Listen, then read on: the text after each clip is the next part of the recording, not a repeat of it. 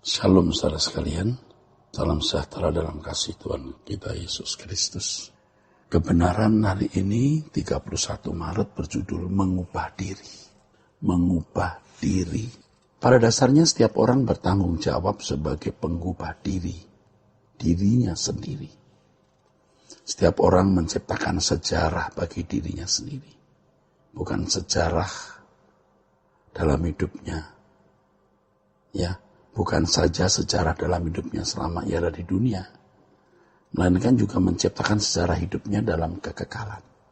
Jadi kita ini menggores sejarah, bukan hanya sejarah yang tercatat di bumi, tapi juga bisa diarsipkan di dalam kerajaan surga nanti.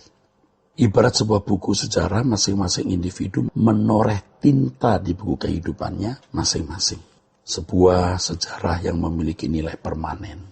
Tinta kehidupan tersebut adalah pilihan demi pilihan, keputusan demi keputusan yang diambil, dan segala tindakan yang dilakukan berdasarkan pilihan dan keputusan-keputusan tersebut. Buku sejarah kehidupan masing-masing merupakan prestasi yang memiliki nilai kekal. Sebenarnya ini merupakan sesuatu yang menggetarkan jiwa. Dalam hal ini kita memahami mengapa firman Allah menasihati kita agar hidup dalam ketakutan selama menumpang di dunia. Kenapa harus ketakutan? Ya, karena apa yang kita lakukan memiliki nilai kekal. Jadi hati-hati, hati-hati.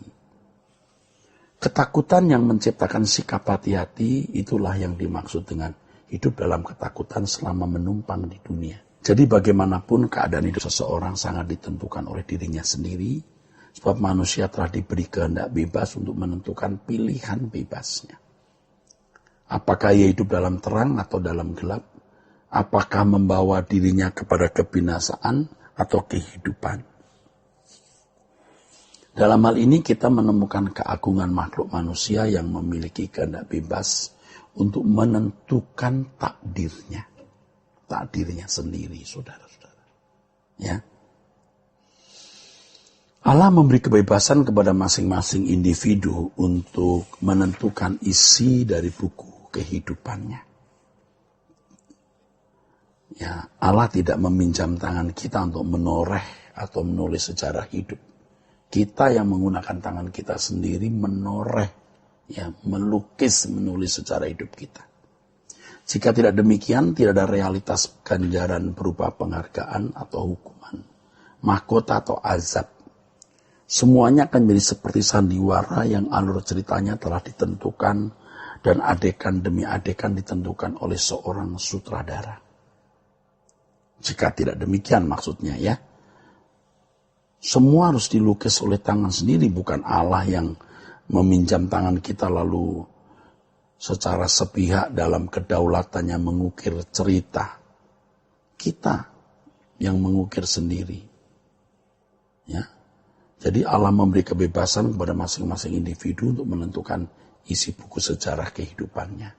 Jika tidak, maka ya tidak ada realitas ganjaran berupa penghargaan atau hukuman, mahkota atau azab.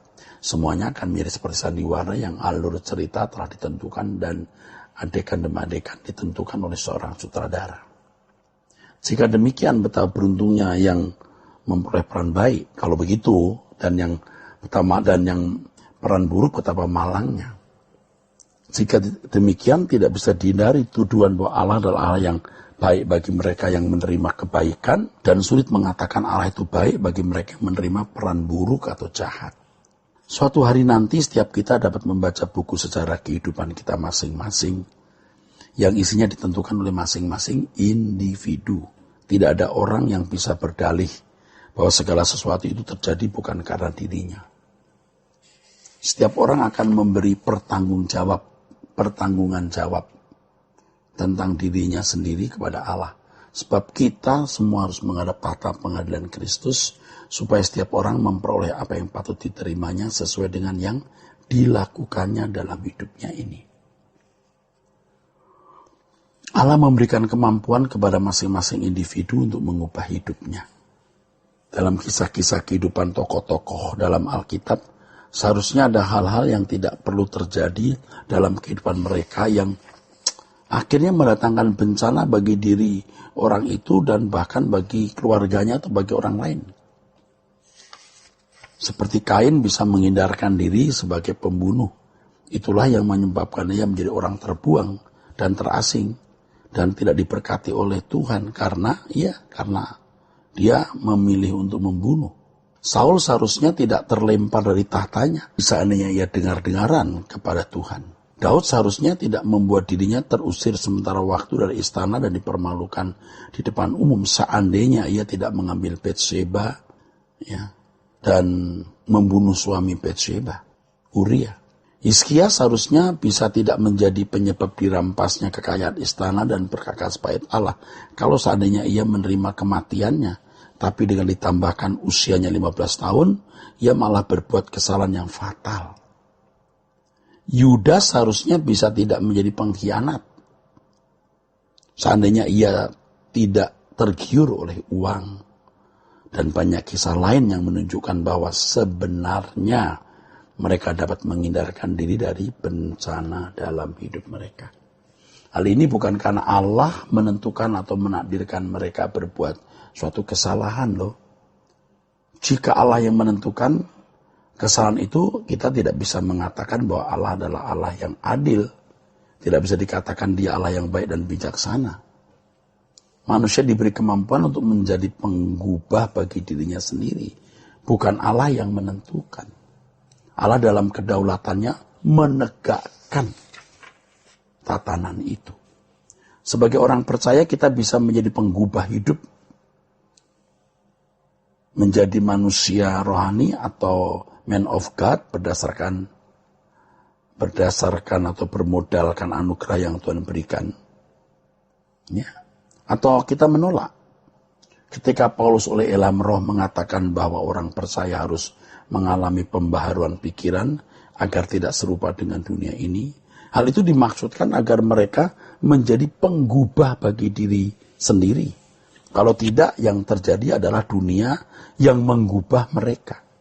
Dunia menggubah diri seseorang. Dunia menghiasi. Dunia mengukir, membentuk manusia itu.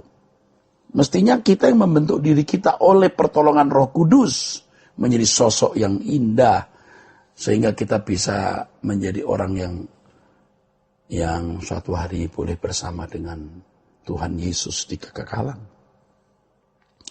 Jadi ketika seseorang terus-menerus diisi oleh berbagai filosofi dunia, melalui film, lagu, pergaulan, dan lain sebagainya, ia menjadi serupa dengan dunia ini. Nah, itu dia saudara. Apa yang terjadi? Ia menjadi serupa dengan dunia. Dunia yang membentuk dia. Sehingga dia mengukir secara kehidupan yang buruk. Dan tidak bisa diarsipkan di kekekalan. Tetapi kalau orang memberi diri dibentuk oleh Allah, dia akan mengukir secara hidup yang manis, yang baik. Itu dia saudara. Apa yang terjadi? Kehidupan yang indah bisa diarsipkan di dalam kerajaan surga. Oleh sebab itu saudara, betapa berharganya hidup ini. Karena kita diberi kesempatan untuk mengukir secara hidup yang memiliki nilai kekal. Yang bisa terus diarsipkan di kekekalan menjadi harta abadi.